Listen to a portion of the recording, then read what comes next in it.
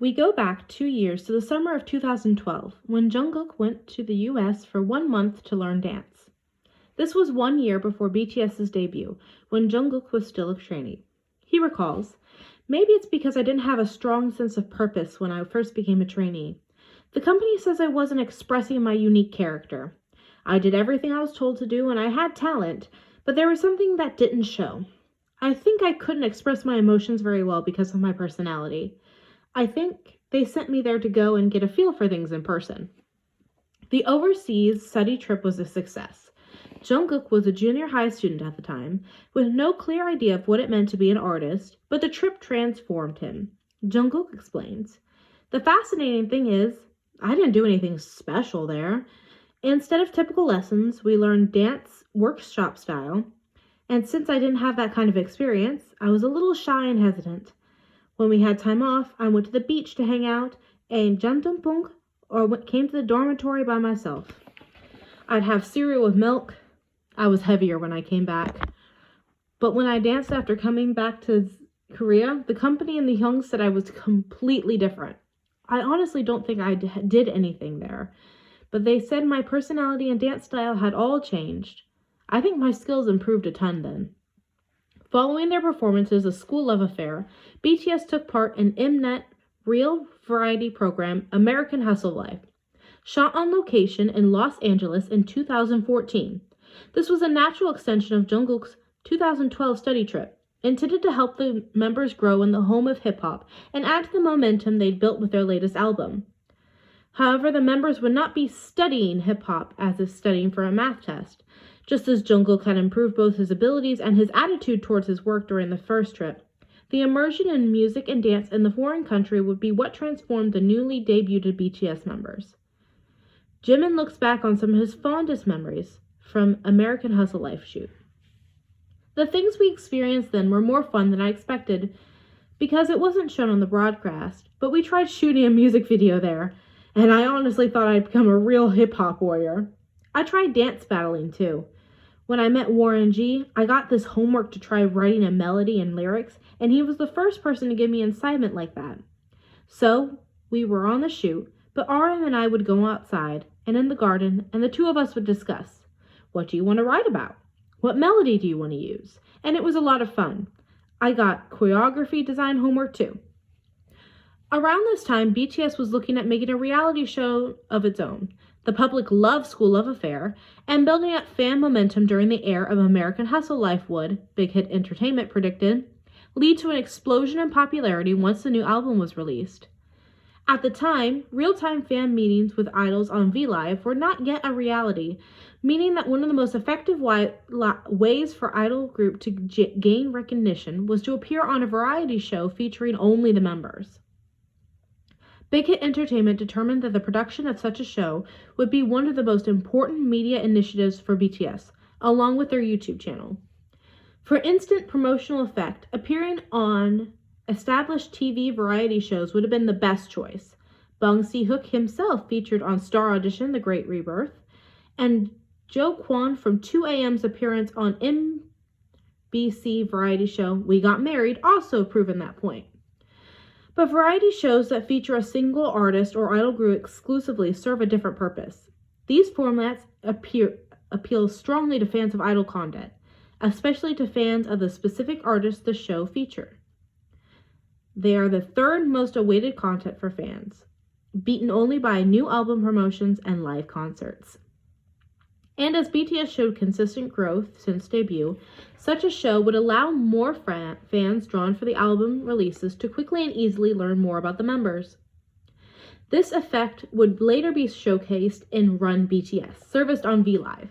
Rookie King, Channel Bangtan on SBS MTV channel, which was shot soon after BTS's debut, is still viewed by fans curious to learn more about the team's early days. American Hustle Life was filled with uncontrollable variables. It was completely unlike any Korean variety show. And it was shot in America and featured not only BTS, but legends from the hip-hop scene. The production period also overlapped with the preparations for the Dark and Wild album. For K-pop idols, especially recently debuted ones, there is only a short time between album releases, which means the overlap between the shoot schedule and album production were already expected in those involved.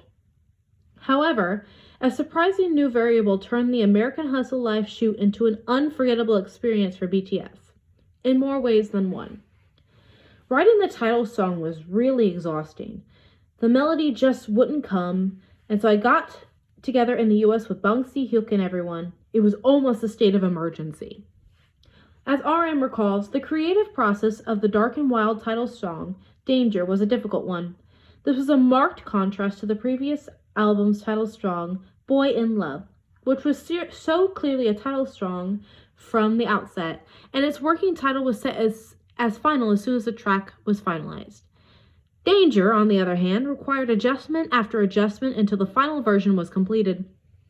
The reason for the sudden difficulty was the leveling up problem faced by all idol groups. To use BTS as an example, No More Dream was a hit song in its own right, which allowed them to find a foothold in the male idol market. But if they wanted to rise to the level of established groups like EXO and Infinite, they had to release multiple hits that shined even brighter than No More Dream. This is an important principle for idol groups in particular, as their popularity is rooted largely in their fandoms. In order to retain and grow the momentum created by one hit song, an idol group must continue to produce stunning hits that visibly grow the scale of the fandom. Improved sale numbers and stream counts are not enough. Leveling up requires explosive public response on a scale beyond what came before, a fandom response that goes wild at newly released content.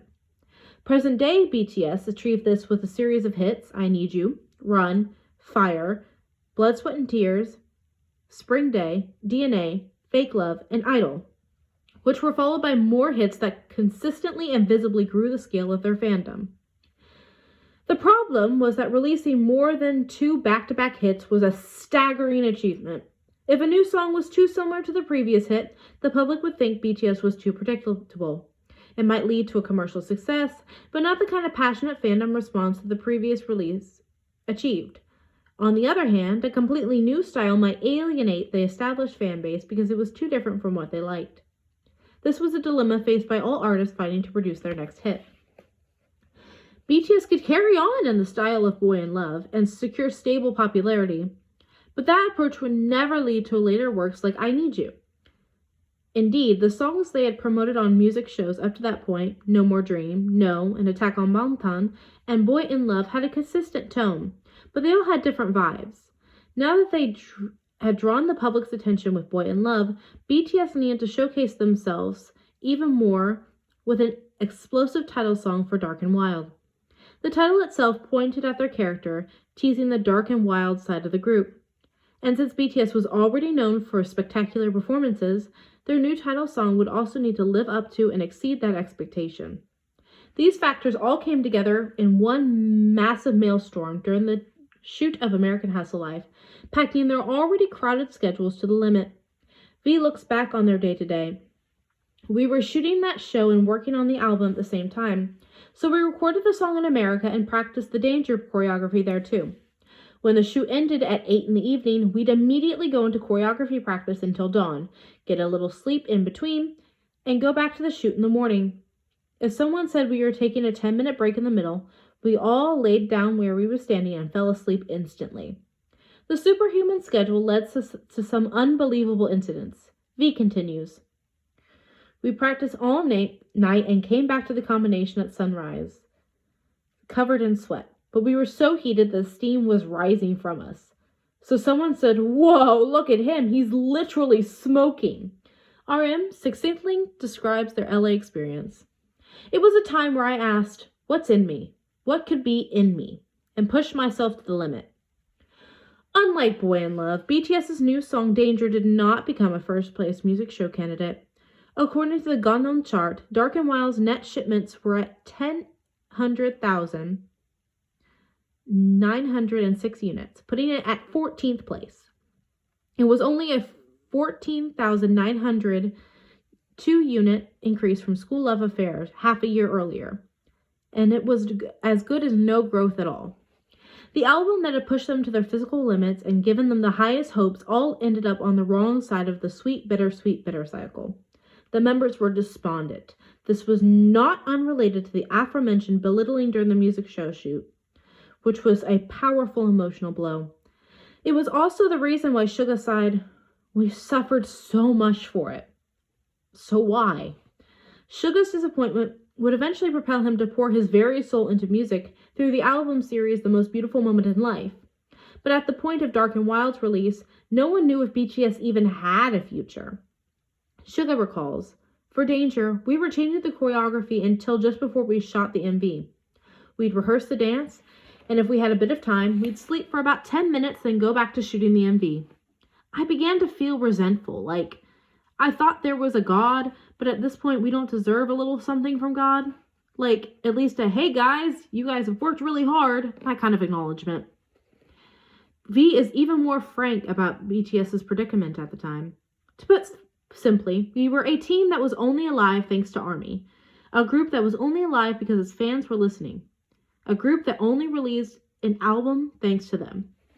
BTS was once again in trouble, but the disappointment of Dark and Wild was not the end of their tribulations. If the history of BTS could be placed in a dramatic frame of introduction, rising action, climax, and conclusion, Dark and Wild was only the introduction. And 2014 still had more curveballs to throw. American Hustle Life began airing on July 24th, 2014, and Dark and Wild was released on August 20th, 2014. However, the summer of 2014 is remembered for another momentous occasion in the K-pop industry. Mnet's hip-hop survival program Show Me the Money 3, which began airing on July 3rd that year. It would be an understatement to say that the Show Me the Money series, specifically the season that aired in 2014, transformed the Korean hip-hop scene forever. This is the season of the show that established an annual tradition of rap battles between the best rappers on the scene, appealing to both hip-hop fans and variety show viewers. Ironically, one of the people who established the traditions was idol and trainee Bobby, who would go on to become a member of the male idol group iKON. Having already featured on Win, Who Was Next, Bobby had already developed a following, but he was still a trainee when his team had lost the competition on that show. His management company, YG Entertainment, chose him to appear on Show Me the Money 3 alongside future iKON member B.I. The duo made waves throughout the show's run, and Bobby was crowned the winner. This outcome had a tremendous impact on both the idol and hip-hop scenes. The victory of an idol rapper on Show Me the Money 3, a show featuring a significant number of accomplished rappers, was sort of a turning point that opened the way for idols to be recognized from their skills as both in the hip-hop scene and mainstream audiences. The following year, Show Me the Money 4 featured winner member Minho, along with other idol rappers who showcased their impressive skills. The new paradigm of idol rappers competing against established rappers from the hip-hop scene became a sensation and led to even more interactions between artists from the two scenes. A case in point was the epic high song Born Hater, released soon after the end of Show Me the Money 3, which featured Bobby, B.I., Minho, and some of the biggest names in the hip-hop industry, like Benzo and Verbal Gent. Show Me the Money 3 added another obstacle to BTS's struggle for recognition.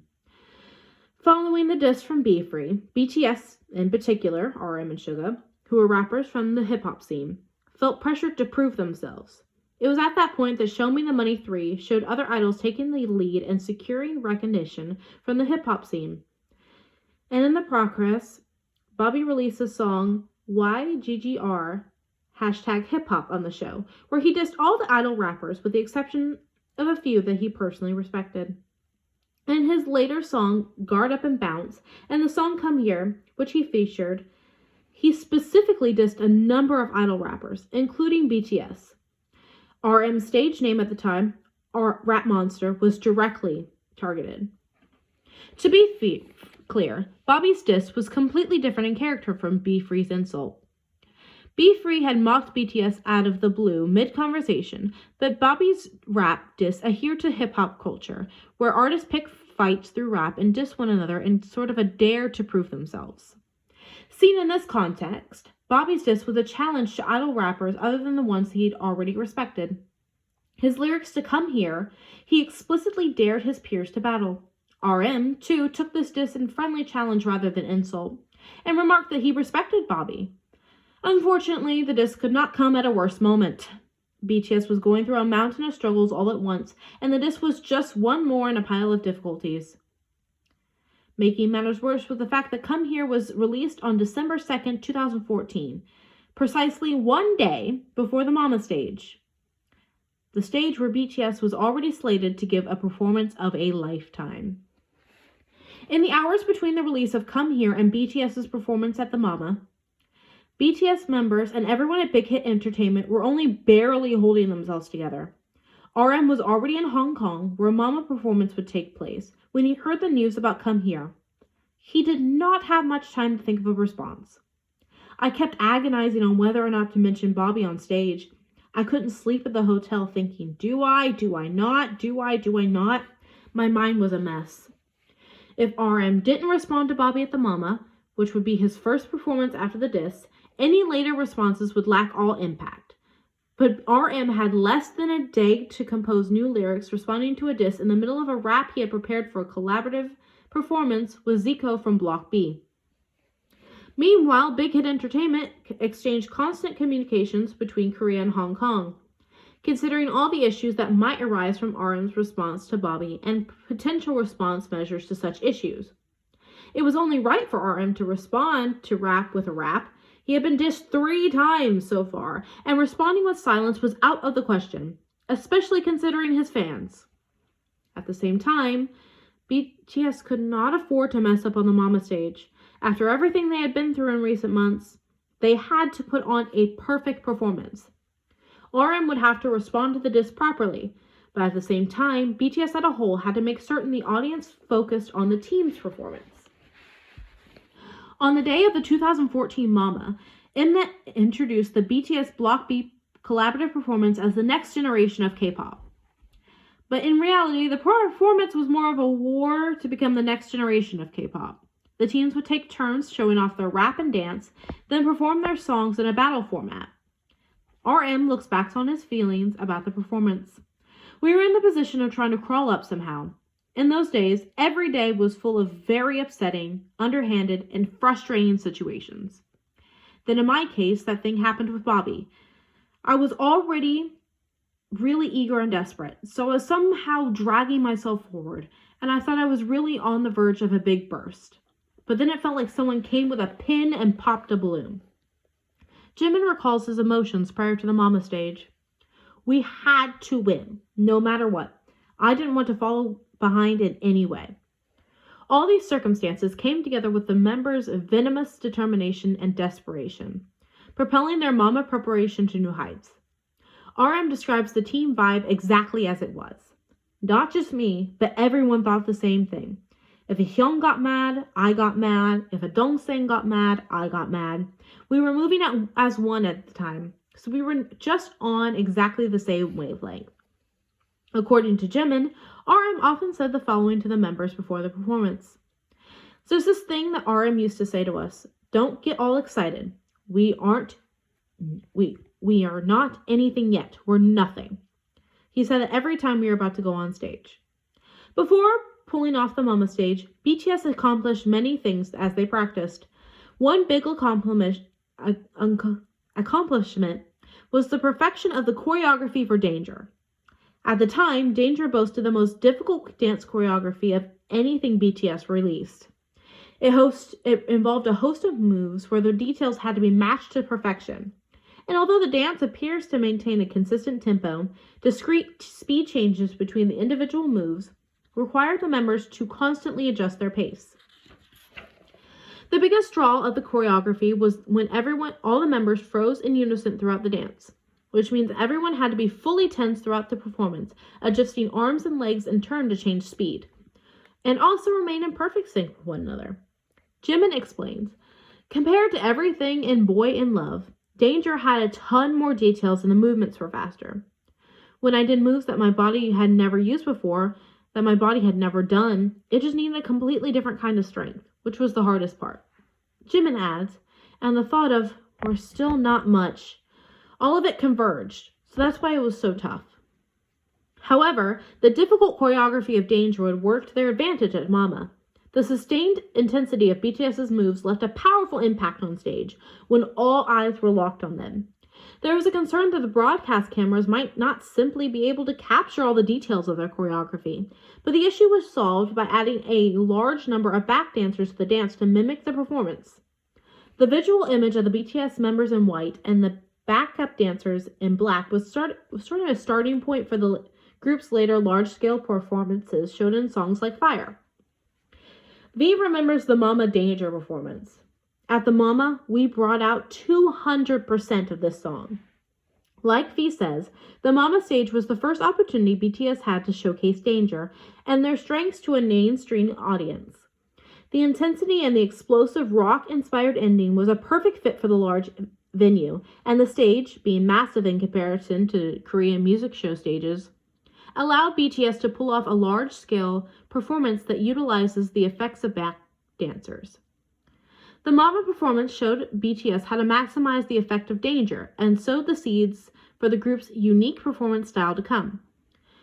The Danger performance was impressive on its own, but even more importantly, the BTS show as a whole that night, from J-Hope and Jimin's appearance to the climactic performance of Danger, had a consistent, dramatic flow.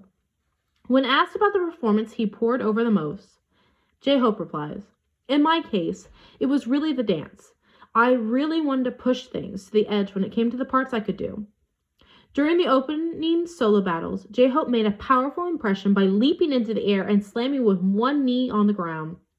"That was the knee slam of my soul. I revived that feeling from my debut and smashed my knee on the floor with all my strength. So as soon as the performance ended, I grabbed my knee and said, 'Ow, that hurts.'" Versus, or competition, was this whole concept. So I had this really strong feeling that we mustn't lose no matter what. Jimin's following performance, where he tore his shirt open mid-performance, was a result of sheer willpower and determination. He recalls, "Anyway, we had to face Block B, so we kept ending up talking about how to make it a little more impactful. Then I think someone said, 'Gotta tear some clothes here.' Because the other side, Block B, were great dancers too, we were thinking about how to one-up them." Jimin also remembers a small touch he added to give him the edge over the competition. "When we were doing the collab stage, Block B looked really strong on the visual front. So I'm petite to begin with, but I didn't want to look small. So when we were walking, I purposely walked with big strides." RM's rap that day also added to the publicity surrounding the performance. The day that Bobby released Come Here, that is, the day before the Mama performance, RM posted a tweet of himself listening to Do What I Do by Verbal Gent, highlighting a specific section of the lyrics as a preview of what to come. Then during the Mama performance, he gave a direct response to Bobby's provocation, which instantly blew up online. BTS threw themselves onto the stage, pulled in audiences with brilliant new ideas, and refused to hide the reality of their lives. Although J-Hope, Jimin, and RM's solo performances leading up to Danger were wildly different from each other, each was brimming with dynamic energy that threatened to break past the boundaries of idol music and the idol industry. If the world of idols is a fantasy genre, the BTS performance brought in the raw, rough, and wild essence of a more dramatic hip-hop genre, without compromising their identities as idols. Everyone came together for the climactic final performance of Danger, which was also a preview of what the group had in store for the world. Even before the Mama stage, BTS had already recovered somewhat from the disappointing reception to Danger.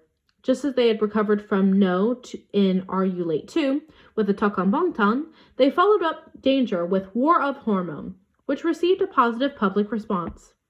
War of Hormone was sort of an emergency measure by Bang Si-hyuk, being grounded in a different philosophy from different BTS songs.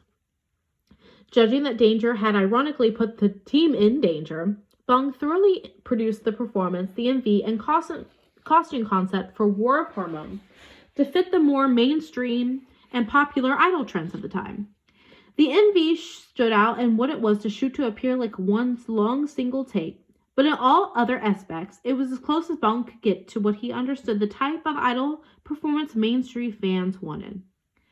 In the envy and choreography, BTS members charm audiences with boundless cheer and optimism, alongside a hint of tough guy swagger to match the title's reference to hormones. And as Suga explains, this approach was a success. After Danger, the company said, we can't just end it like this. And our schedule suddenly got filled while we were resting. We shot concept photos and an MV for War of Hormone, and the response was great. It was the impetus for us to bounce back. At the same time, War of Hormone was sort of a wall that BTS had to overcome. So far, their hits, Attack on Bangtan, Boy in Love, and War of Hormone, retained BTS's trademark wildness while showing off a lighthearted side. But Bong Si-hyuk and BTS were well aware that maintaining the same style going forward would not allow them to level up. Not only that, the style of Boy in Love alone would not fully capture the messages and realities that have filled their albums and music thus far. This is what Dark and Wild was meant to address. This album is not as frequently discussed today, caught between the first three albums, often called the School Trilogy, and the paradigm-shifting Most Beautiful Moment in Life series. But Dark and Wild nonetheless played a crucial part in propelling BTS into the post-Most Beautiful Moment in Life era. Dark and Wild also set itself apart from the School Trilogy by veering away from the R&B elements rooted in hip-hop, shifting to a more intricate soundscape and establishing a new style of self-expression for the group. This change asserts itself with the very first track, Intro, What Am I to You, which, unlike previous intro songs, fills previously sparse gaps in the oral experience with complex sounds, magnifying the scale of sound and dramatically pushing the composition forward. Hip Hop File is the biggest departure from previous songs, allowing the members to express the impact hip-hop had on their lives and growth, and confess their love for the genre. It follows the trend of other BTS songs that it emphasizes the hip-hop aspect of their music, but the scaled-up soundscape gradually builds up to a powerful climax and leaves a lasting impression on the listener. At the same time, the vocalists held their emotions in check to avoid sounding too dramatic. This was another departure from the mainstream K-pop idol style, and allowed their members to express more intricate, complicated emotion with the masterful use of R&B and soul music, the crystallization of what would become the BTS vocal style. The album was a rediscovering of BTS's Dark and Wild side, which had been showcased separately in separate albums. The Wildness in No More Dream, The Darkness in N.O., Boy in Love was on the wild side and was upbeat and cheerful. The tracks in Dark and Wild, on the other hand, maintain a constant dark tone that simultaneously builds a larger scale and a powerful emotional foundation that fills each song with passion. Dense with intricate details, each track starts off dark and builds up to a pounding finish that unleashes the wild side of the members while retaining the dark and heavy energy of the group. Dark and Wild cemented a style unique to BTS, and the Mama performance was the group's first opportunity to show the wilder world their full potential, dark and wild and dramatic all at once. The Danger performance gave them the time to tell a story on stage, where BTS were free to show off their disparate but unified style of teamwork. And the public began to respond. RM was soon cast in the TVN variety show Problematic Men, where he brought even more public attention to BTS. This casting was especially significant because it was owed almost entirely to the explosive response to the Mama performance. I had at any rate responded to Bobby at the Mama. Because of that, it ended up in a little controversy of its own, and I was cast in Problematic Men. The director of the program at the time saw my name in real-time search rankings on Naver and looked me up, wondering, who is this person with a weird name? And thought, sounds like he studied up quite a bit, and sought me out. It happened with the Be-Free incident too, but I felt like whenever something bad happened, something good happened too. The Mama performance did not instantly rocket BTS to the top of the popularity rankings, but it was a capstone on everything the team had fought for thus far. Audiences who watched the Mama performance or read about BTS after RM's response to the award show began to consume BTS music and MVs. And so, the year of 2014 drew to a close, and J-Hope celebrated 4 years in Seoul. Around this time, one of Big Hit Entertainment's staff members who had been monitoring public response to BTS made a sudden report to the Big Hit vice president, Choi Yoon-jung. Something's happening. They're getting more and more fans.